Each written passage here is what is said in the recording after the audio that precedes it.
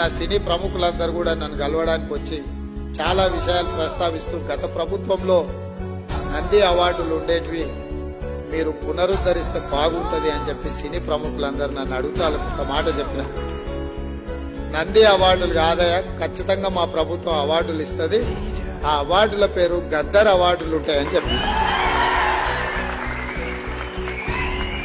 తెలంగాణ రాష్ట్రంలో కవులకు, కళాకారులకు, సినీ ప్రముఖులకు రాష్ట్ర ప్రభుత్వం తరఫున అధికారికంగా ఇచ్చే అవార్డులకు గద్దర్ అవార్డ్స్ అనే పేరు పెట్టి గద్దర్ను గౌరవించుకుందామని చెప్పి ఈ వేదిక మీద నుంచి చెప్తున్నా. ఇదే శాసనం, ఇదే జీవో అని చెప్పి, నా మాటనే జీవో